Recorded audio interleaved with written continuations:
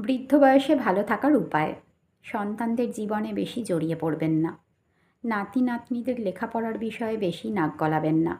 পুত্রবধূ ও জামাইকে ভালোবাসুন। ওরা আপনার ছেলে মেয়েদের পছন্দের মানুষ। সন্তানদের বৈবাহিক ব্যাপারে বেশি মতামত দেবেন না। ঘ্যানঘ্যানে স্বভাব বর্জন করুন। একাধিক সন্তান থাকলে নিরপেক্ষতা বজায় রাখুন।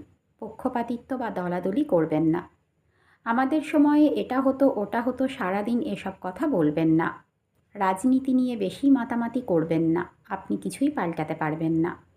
নিজের অসুস্থতা নিয়ে যতটা সম্ভব কম কথা বলুন। উপার্জন থাকলে প্রতি মাসে সঞ্চয় করুন। নিজের ভবিষ্যৎ চিকিৎসার জন্য আলাদা সেভিংস রাখুন।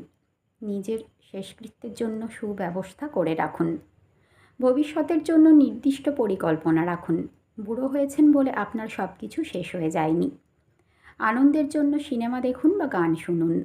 কোনো সংবাদেই বিচলিত বা উত্তেজিত হবেন না। কিছু না করে চুপ করে বসে থাকবেন না। কর্মচঞ্চল থাকার চেষ্টা করুন। বাগানের কাজ করুন, পারলে রান্না করুন, ব্যায়াম করুন বা হাঁটতে যান।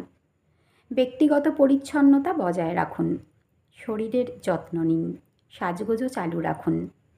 বয়সকে সাদরে গ্রহণ করুন। প্রতিদিন আনন্দ নিয়ে বাঁচুন।